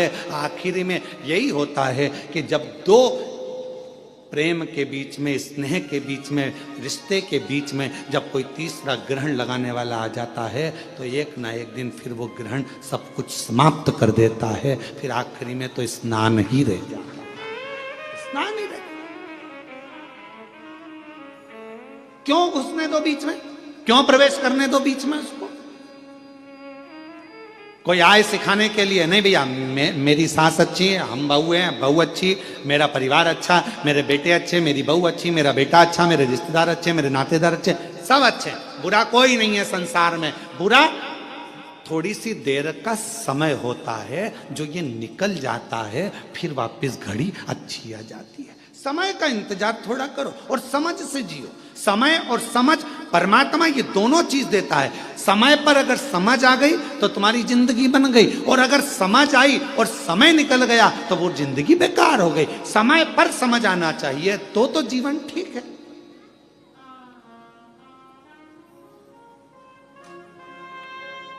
अब व्यक्ति के जीवन में समझ ही समझ और समय नहीं आए अच्छा तो क्या मतलब का? तो भगवान दोनों चीज साथ में देता है, समय और समझ, परमात्मा दोनों साथ में देता है। बस इतना अपने ऊपर निर्भर करता है कि समय पर समझ रहना चाहिए। अगर समझ पर समय नहीं रहेगा तो फिर वो समझ किसी काम की नहीं है। भगवान ने अगर मौका दिया, जैसे ये हितेश नारखेड़े ने मौका का चौका लगाया, इन्होंने कहा गुरु जी सीहोर में कथा हो रही है, ऑनलाइन तो हमेशा सीहोर से होती रहती है, अब की बार कथा कृष्णेश्वर बाबा को सुनाने के लिए आओ और कथा ऑनलाइन कृष्णेश्वर बाबा के धाम से हो। तो मन भी करा कि हाँ अच्छा योग लगा है ऐसा कि बाबा, और हम प्रयास करेंगे। हितेश तुमने अच्छी प्रेरणा दे दी इस चीज़ के लिए। हम प्रयास करेंगे कि अब जब भी कोई कथा इधर उधर हुई और कैंसिल हुई और वो मालूम पड़े ऑनलाइन हुई, तो हम प्रयास करेंगे कि 12 ज्योतिर्लिंग में एक ज्योतिर्लिंग में जाके कर दिया करेंगे, कोई जजमान को पकड़ कर ऐसे किसी जजमान को पकड़ लिया करेंगे और कह दिया करेंगे 50 आदमी तुम्हारे आओ, आराम से अपने कमरे लो और एक हॉल करो और उसमें बैठकर ऑनलाइन और सब आस्था चैनल पर कथा श्रवण करें और अपने जीवन को सार्थक बनाए। ऐसा अच्छी प्रेरणा दी है आपने, है? बहुत अच्छी बात। 12 ज्योतिर्लिंग के ज्योतिर्लिंग हो जाएंगे और कथा का आनंद हो जाए। अब यहाँ जितने बैठी है ना, सब तैयारी में लग गई है। महाराज अब ना छोड़ेंगे, अब रुको तुम, अगला हम पकड़ते तुमको त्रंबक आंदो ऑनलाइन।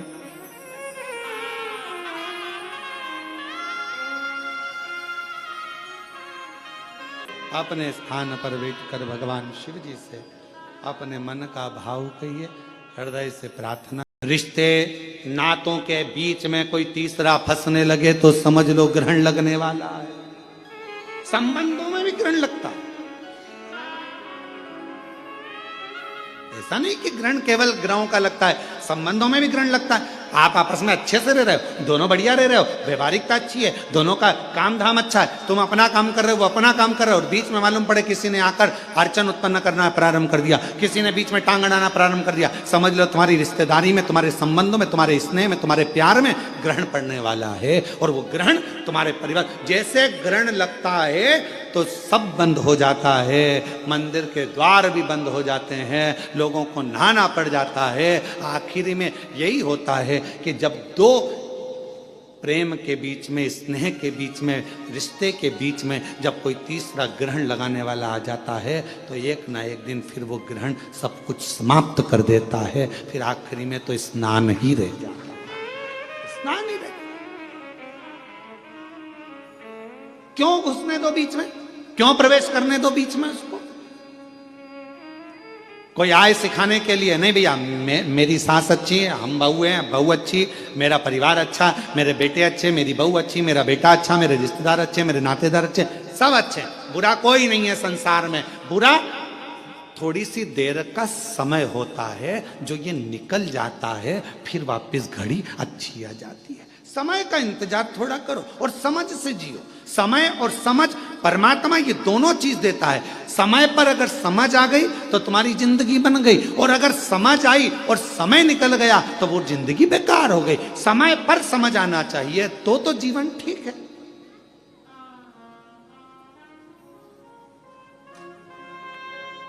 अब व्यक्ति के जीवन में समझ ही समझ और समय नहीं आए अच्छा तो क्या मतलब का? तो भगवान दोनों चीज साथ में देता है, समय और समझ, परमात्मा दोनों साथ में देता है। बस इतना अपने ऊपर निर्भर करता है कि समय पर समझ रहना चाहिए।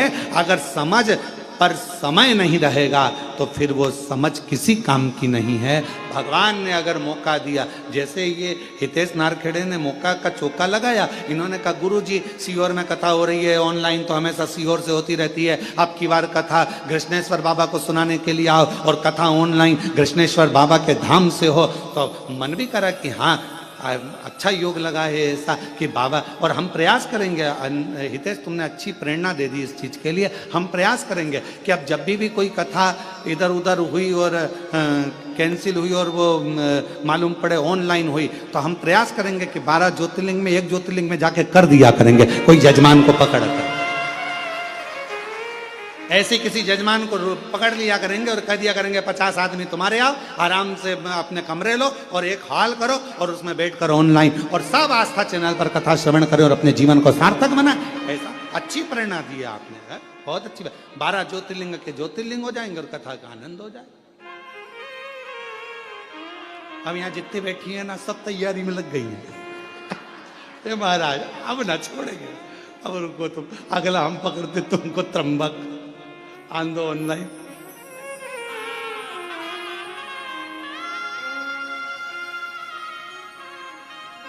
अपने स्थान पर बैठकर भगवान शिव जी से अपने मन का भाव कहिए, हृदय से प्रार्थना करिए, विनय करिए, निवेदन करिए और बाबा को अपने मन का भाव बोलिए, हृदय से प्रार्थना करिए।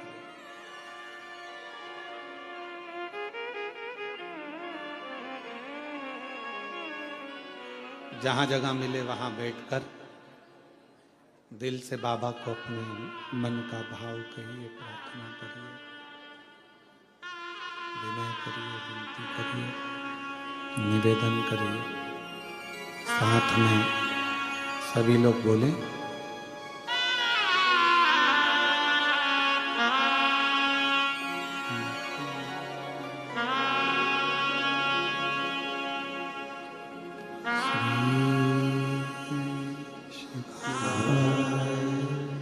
नमस्तु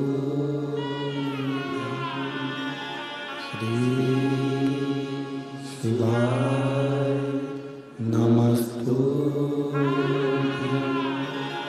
श्री शिवाय, नमस्तु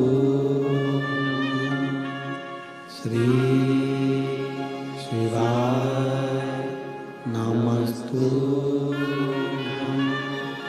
श्री शिवाय, नमस्तु। भोला सब दुख काटो,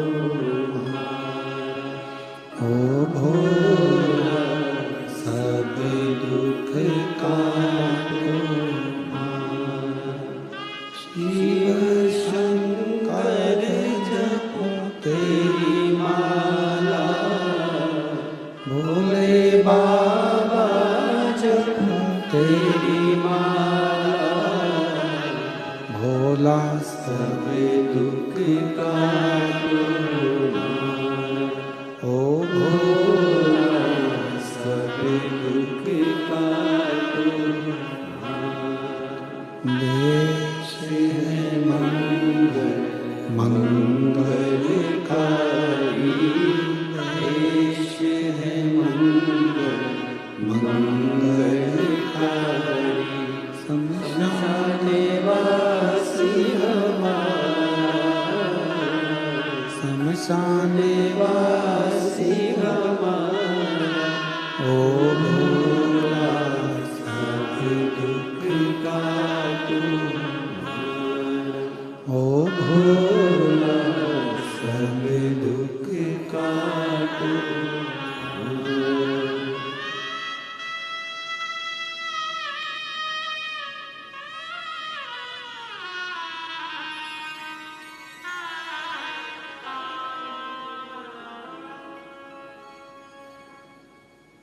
बाबा देवादिदेव महादेव भगवान शिव, गढ़दानी त्रिकालदर्शी कैलाशी विनाशी भगवान शंकर का पवित्र चरित्र कह रहा है। शिव महापुराण की कथा वर्णन कर रही है, भगवान का पवित्र चरित्र कह रहा है। भगवान देवादिदेव महादेव का पवित्र चरित्र वर्णन कर रहा है। शिव तत्व कह रहा है।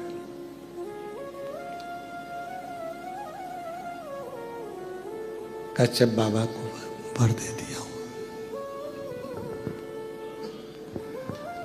कश्यप गला पकड़ रहा है बहुत जम के। कश्यप ऋषि को वर दे दिया। 11 रुद्र के रूप में भगवान देवादिदेव महादेव भगवान शंकर प्रकट होंगे घर के अंदर। 11 रुद्र के रूप में भगवान शिव प्रकट हो जाएंगे। ये वर स्वयं भगवान शंकर ने कश्यप ऋषि को दिया है, कश्यप बाबा को दिया है। कथा कहती है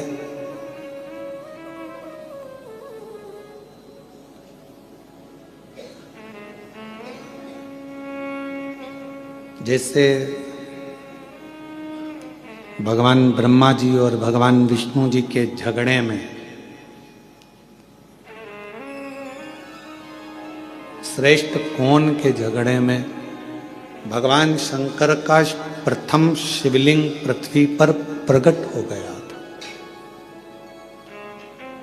झगड़े में ही तो प्रकट हुआ है। ब्रह्मा जी कहते हैं कि यह पूरा सृष्टि का पालन करता, रचना करता, संहार करता, सब में हूं। और भगवान विष्णु उनको समझा रहे हैं कि आप इस व्यर्थ प्रपंच में मत पड़ो, ये तो सब शिव की माया है। क्यों प्रपंच में पढ़ना, क्यों विचार करना, ये सब शंकर का है। आप और हम भी इन्हीं प्रपंचों में फंसे हुए हैं। कोई ने कह दिया जल चढ़ाओ, कोई ने कह दिया जल मत चढ़ाओ, कोई ने कह दिया बेलपत्र खचड़ी हुई खाओ, कोई ने कह दिया मत खाओ, कोई ने कह दिया प्याज मत खाओ, लहसुन मत खाओ, कोई ने कहा प्याज खाओ, लहसुन खाओ, कोई ने कह दिया ये मत खाओ, कोई ने कह दिया वो मत करो, कोई ने कह दिया ऐसा मत करो, कोई ने कह दिया वैसा मत करो। हम उलझे हुए, सुलझ नहीं पा रहे। सुलझोगे कब? जब स्वयं के दिल की मानोगे। जब तक दूसरे की मानोगे, दूसरे की सुनोगे, दूसरे की कहना मानोगे, तब तक हमारा घर फूटता चले जाएगा, टूटता चले जाएगा। और जिस दिन हमने अपनी खुद की सुनना प्रारंभ कर दी, उस दिन तुम्हारे घर को कोई नहीं तोड़ सकता। तुम्हारे घर की एकजुटता बढ़ती चली जाएगी। हम दूसरे की सुन, हम स्वयं भीतर की नहीं सुन पाते।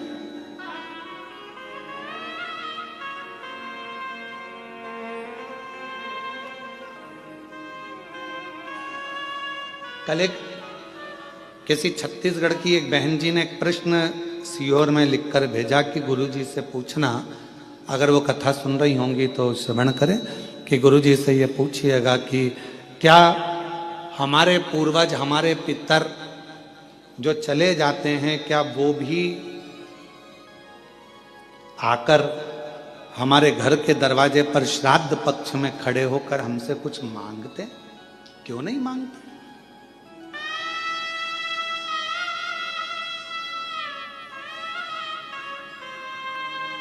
बस रूप बदला हुआ, स्वरूप बदला हुआ।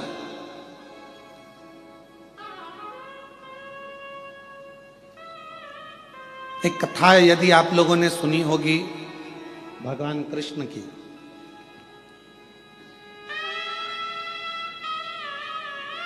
एक बार श्री गरुण जी महाराज भगवान कृष्ण से एक प्रश्न करें, और गरुण जी महाराज ने भगवान नारायण से, भगवान कृष्ण से प्रश्न किया, क्या पितरों की तृप्ति का कोई कार्य हो सकता है? ये 16 दिन जो पितृपक्ष के आते हैं, इन 16 दिन में हम पितरों के लिए क्या कर सकते हैं? कोई ऐसी कथा हमारे शास्त्रों में वर्णित है क्या? तो क्यों नहीं है? भगवान कृष्ण और गरुण का संवाद कर रहा है, गला पकड़ रहा है बेटा।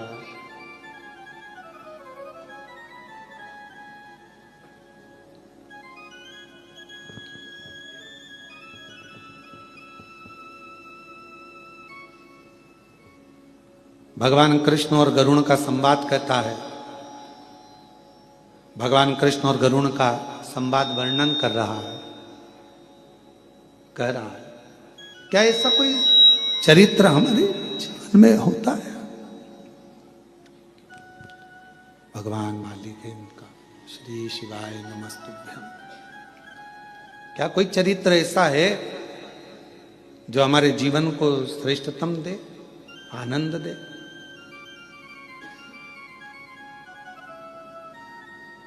एक चरित्र है, कहा गरुण जी एक रुचि नाम के राजा हुए।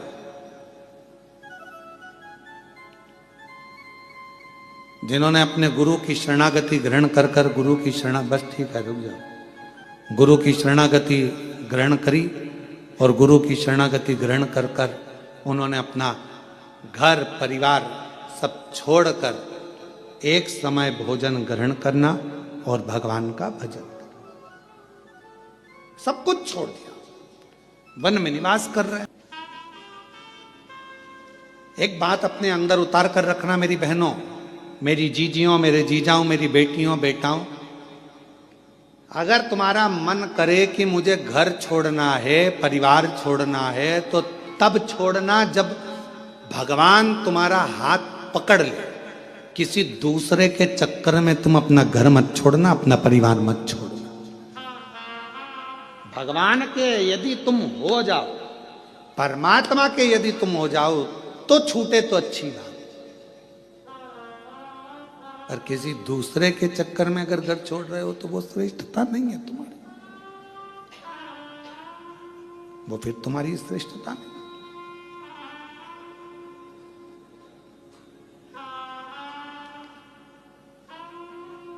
कथा कह रही है, भगवान का चरित्र कह रहा। एक रुचि नाम के राजा हुए। भगवान कृष्ण गरुण जी से कहते हैं कि वो रुचि नाम के राजा भ्रमण करते, वन में रहते, एक समय भोजन करते, भगवत भजन में डूबे रहते, स्मरण में डूबे रहते, मंत्र जाप में डूबे रहते। पर एक दिन वो एक वृक्ष के नीचे विश्राम कर रहे थे और उनके पूर्वज, उनके पितर उनके पास आकर खड़े हो गए और बोलने लगे कि तुम्हारा वंश नहीं बढ़ेगा तो हमारा तर्पण कैसे?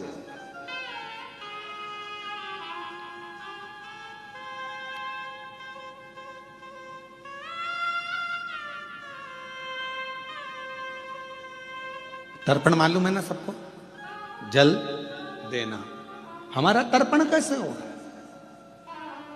कभी कभी मन में आता है, एक प्रश्न खड़ा हो जाता है कि कई लोग कहते हैं गुरुजी ये तर्पण क्यों दिया जाता है, पितरों को पानी क्यों दिया जाता है, ये पितरों को जल क्यों दिया जाता है, अस्थियों को जल में क्यों डाला जाता है। कई बार एक मन में भाव उत्पन्न हो जाता है कि व्यक्ति अपनी जिंदगी में तृप्त होकर नहीं गया,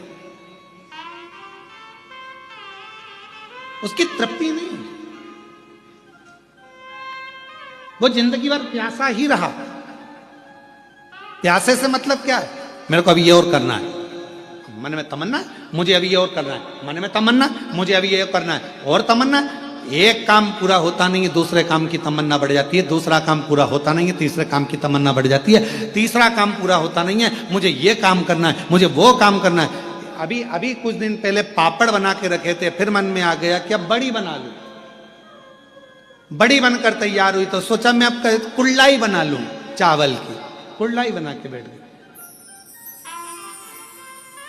कई बार बहुएं भी कह देती मम्मी क्या रोज का रोज फैलारा लगा के रखा है, बाजार जाएंगे खरीद के ले आएंगे खा लेना, क्या रोज का कभी पापड़ बनाना, कभी कुल्लाई बनाना, कभी ये बनाना, कभी वो बनाना, और कभी मतलब कुछ ना। और ऐसी घर के पुरुष हैं, मैंने अभी ये वाला माल खरीदा है, ये वाली दुकान बनाई, ये शोरूम बनाया, वो शोरूम बनाया, अभी ये वाला शोरूम और बनाना रह गया, ऐसा करूंगा वैसा करूंगा, ये करूंगी वो करूंगा।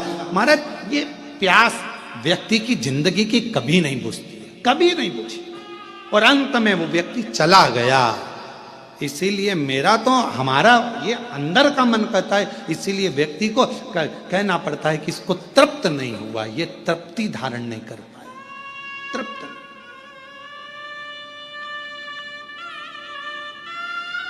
वस्तुओं से तृप्ति रखो, घर के सामानों से तृप्ति रखो, पर परमात्मा की कथा से कभी तृप्त मत हो। परमात्मा की कथा में तो और प्यास बढ़ना चाहिए, और मिले और मिले और मिले और मिले, और प्रारंभ हो और सुनने को मिले। ये प्यास परमात्मा क्यों? क्योंकि अगर परमात्मा के भजन की, परमात्मा की कथा की, शिव नाम की, मंदिर जाने की, दर्शन करने की, कुबेरेश्वर धाम जाने की जब प्यास अंदर बढ़ेगी तो ये याद रखना, ये परमात्मा को मिलन की जो प्यास बढ़ती है वो परमात्मा को हमारे करीब में लेकर आ जाती है। और एक दिन मेरा काल अधिपति महाकाल तुम्हारा हो जाता है और तुम काल अधिपति महाकाल की बेटी हो जाती है। ये अगर प्यास बढ़ रही है तो ये परमात्मा से मिलन की, राजा रुचि, हमारे को तृप्ति नहीं मिली, तुम्हारा वंश नहीं बढ़ रहा है, तुम्हारा वंश बढ़ना चाहिए। राजा रुचि, तुम्हें विवाह करना पड़ेगा। राजा रुचि ने कहा, मैंने सन्यास व्रत धारण कर लिया है, मैं वानप्रस्थी हो गया हूं, मैंने घर छोड़ दिया है, परिवार छोड़ दिया है, सबसे बड़ा है वानप्रस्थी, मैं नहीं करूंगा विवाह। पितरों ने समझाया, पितरों ने कहा तुम्हें विवाह करना पड़ेगा, समझा।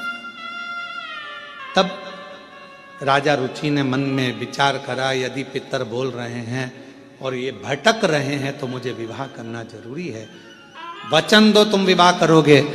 राजा रुचि ने वचन दे दिया, मैं तुम्हारी तृप्ति के लिए, पितरों के मोक्ष के लिए मैं विवाह करूंगा।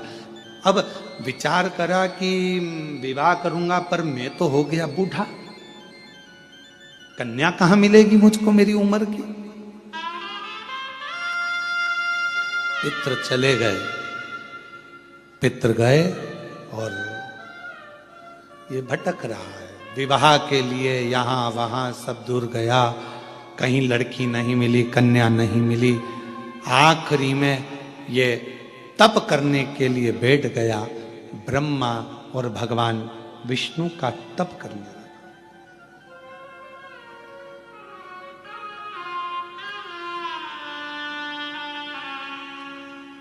तप कर रहा, भगवान ब्रह्मा जी ने आकर कहा कि तुम्हें क्या चाहिए? एक कन्या नहीं मिल रही है विवाह के लिए।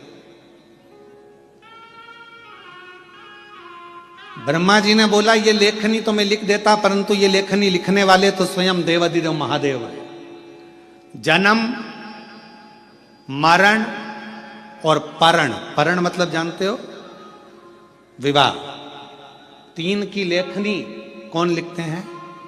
जम के बोलो जरा, देवाधिदेव महादेव। इन तीन की लेखनी लिखना मेरे शिव के हाथ में। अब राजा रुचि ने फिर तप किया भगवान विष्णु का। भगवान विष्णु आए, भगवान ने कहा क्या चाहिए मांगो। कहा प्रभु मेरे लिए कन्या ढूंढना है और मेरा विवाह करना है। भगवान नारायण बोले, जन्म, मरण और परण, तीन तो शिव लिखते हैं, हम नहीं दे सकते। शंकर भगवान का तप किया।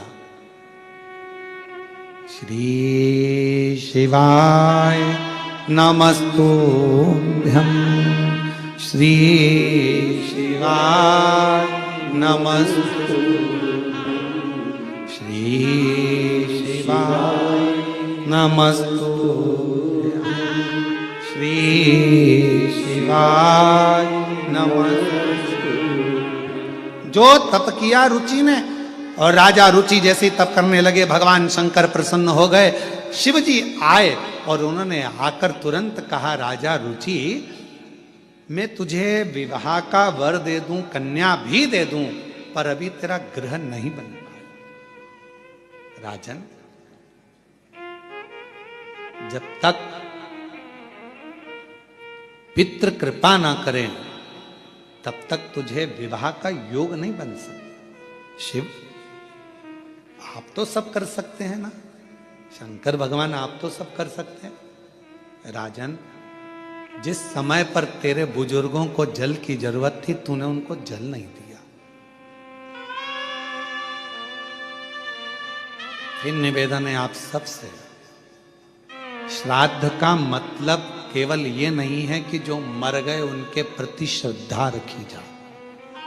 श्राद्ध का मतलब है तुम्हारे घर में जो जीवित हैं, तुम्हारे घर में जो बुजुर्ग हैं, तुम्हारे घर में जो बड़े बैठे हैं, वो बुजुर्ग हो गए तो उनको पानी, भोजन, उनकी व्यवस्था समय पर दीजिए। ये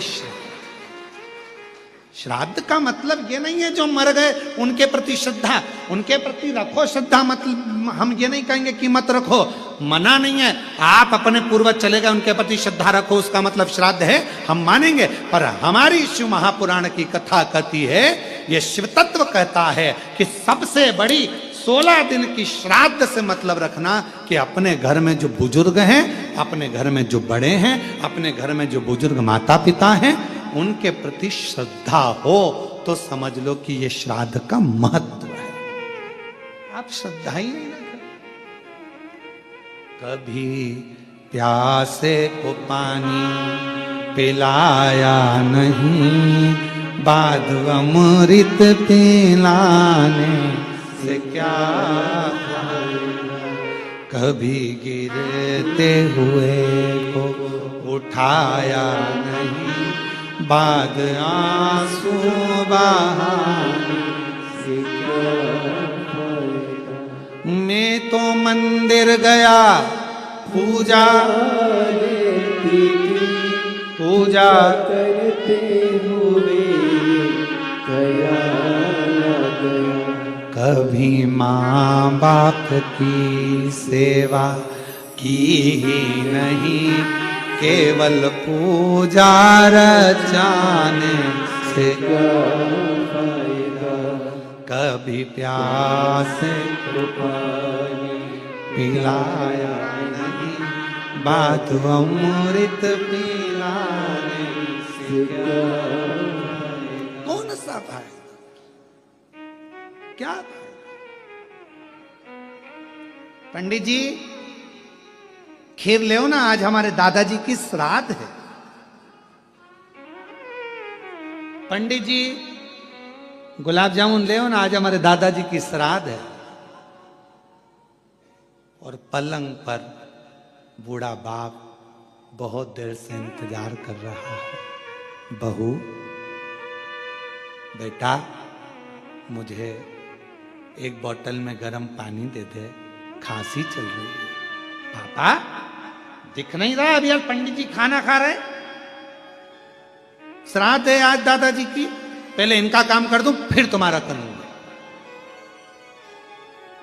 मैं तो मंदिर गई पूजा आरती की, पूजा करते हुए ख्याल कभी माँ बाप की सेवा की नहीं, फिर पूजा रचाने से क्या फायदा।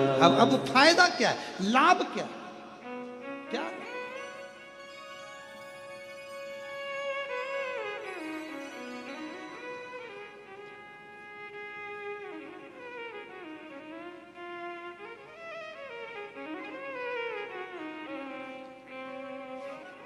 एक छोटी सी बात है, परंतु हो सकता है कि आप लोगों को बुरे भी लग जाए। हमारी बहुत पहले की बात है, बहुत पहले, लगभग 18 से 19 साल हो गए होंगे उस बात को।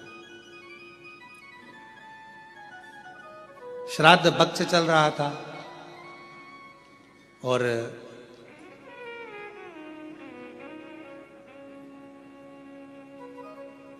राजस्थान में कथा चल रही थी।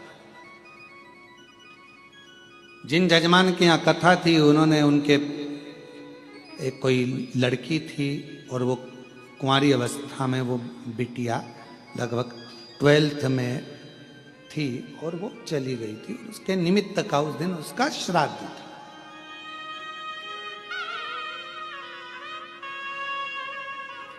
यजमान परिवार से सूचना करी कि गुरुजी आज बेटी का श्राद्ध है और प्रसाद बना है, तो सब लोग प्रसाद पाएंगे तो आप भी प्रसाद पाएंगे। हमने कहा कि यजमान को पहले हमारे पास भेजो और यजमान अगर दक्षिणा दे तो हम श्राद्ध पाए, मना नहीं। तो कहा गुरुजी आप दक्षिणा लेंगे, हमने कहा, तो कहा ठीक है। यजमान आए, राधा रमन जी, हमने कहा राधा रमन जी क्या बात है, कहा आज बेटी का श्राद्ध है, प्रसाद पाना। हमने कहा दक्षिणा लगेगी, बिना दक्षिणा के प्रसाद कैसे पाया जाए। तो कहा गुरुजी बोलो क्या दक्षिणा लगेगी। हमने कहा एक दक्षिणा चाहिए। एक बेटी गई है आपकी, 12th क्लास में पढ़ रही थी, पढ़ाई पूरी नहीं हुई थी, चली गई। कोई एक गरीब की बेटी जो 12th में पढ़ रही हो, उसकी पढ़ाई को तुम, उसकी कॉलेज तक का खर्चा तुम उठाओ तो हम श्राद्ध पाना। ये हमारी दक्षिणा है। एक गरीब की बेटी अगर पढ़ने को तैयार बैठी है और शिक्षा चाहती है और उसके पास धन नहीं है, उसको तुम पढ़ा। तुम्हारी बेटी गई ना, उसको अपनी बेटी मानो, उसकी शिक्षा का खर्चा उठाओ, पढ़ाओ उसको अपना मानकर पढ़ाओ, शिक्षा का खर्चा दो उसका। कहा गुरुजी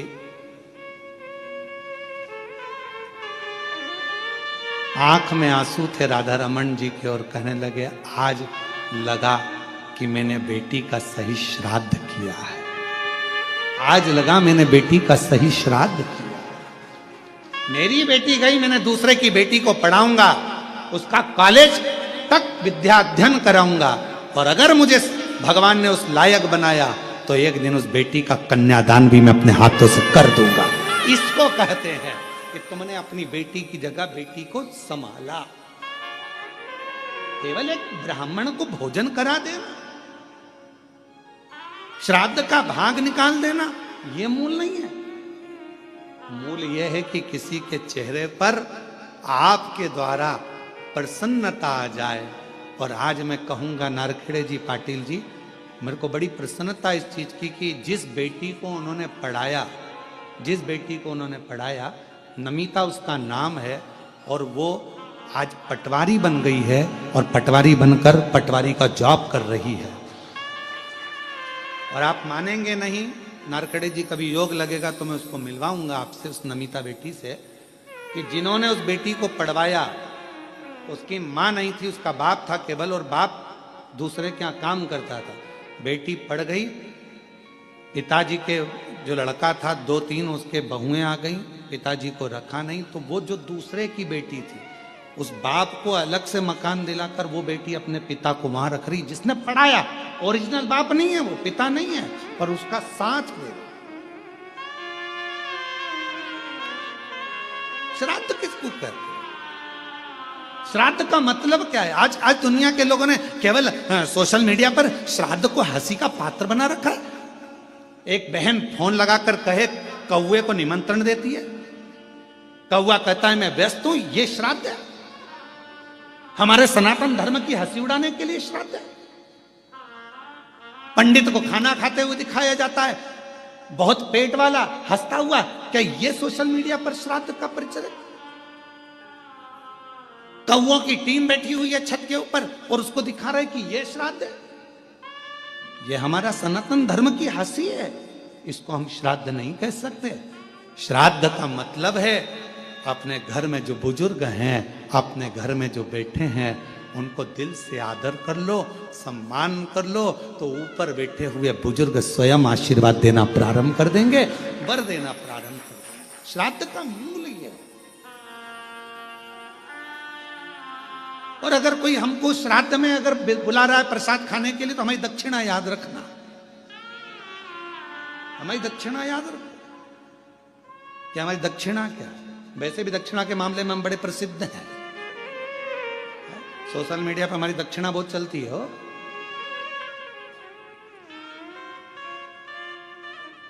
पर हमारी दक्षिणा याद रखना कि हमें अगर श्राद्ध पक्ष में प्रसाद पवाना है, जिसको बुलाना है हम आने को तैयार है, पर शर्त यह है कि अगर बुजुर्ग के श्राद्ध में बुलाओगे तो एक बुजुर्ग को तुम्हें उसके मरते दम तक संभालना पड़ेगा। एक महिला के श्राद्ध में बुलाओगे तो एक बुजुर्ग महिला को, एक गरीबड़ी को, तेरे घर की बुजुर्ग महिला को तुझे संभालना पड़ेगा। ये दक्षिणा दे और संकल्प देना पड़ेगा। संकल्प अगर टूट गया तो समझ लेना तूने संकल्प किसको दिया? 12 ज्योतिर्लिंग को।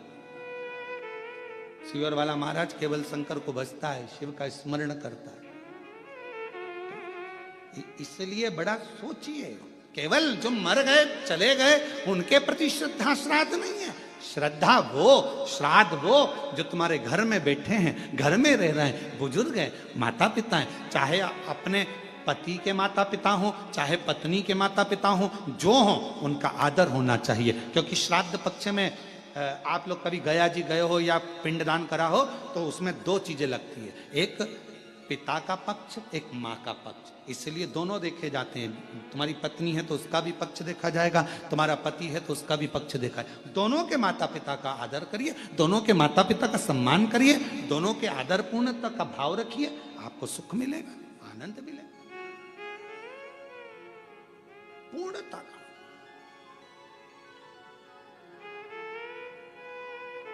पति सोचे कि मैं अपने माँ बाप का आदर करूं, पत्नी के माँ बाप का नहीं, और पत्नी सोचे मैं अपने माँ बाप का आदर करूं, पति के माँ बाप का नहीं, तो ये पूर्णता नहीं मानी गई। ये दोनों का आदर, दोनों का सम्मान करें। माँ बाप वो भी हैं, माँ बाप वो भी हैं, दोनों का पूर्ण आदर के साथ में जो सम्मान होता है वही श्राद्ध का मूल। हम भटक रहे हैं। आज के जमाने में हमने श्राद्ध को केवल हंसी का पात्र का केंद्र बना दिया। ये 16 दिनों को श्रद्धा के मूल को समझो। मैं मंदिर गई पूजा करते हुए ख्याल, कभी माँ बाप की सेवा की नहीं, फिर पूजा रचाने से क्या फायदा, कभी प्यास को पानी पिलाया नहीं, बात आंसू बहाने से क्या। ठीक है, आपके भीतर एक भाव उत्पन्न करो। श्राद्ध पक्ष की कथा सुन रहे हो, जितने आस्था चैनल पर कथा सुन रहे हैं, जितने फेसबुक यूट्यूब पर कथा सुन रहे हैं, बोल देना कि सियोर वाले महाराज को अगर श्राद्ध में बुलाना है प्रसाद पवाने के लिए तो दक्षिणा तैयार है, और वह दक्षिणा एक ही होगी।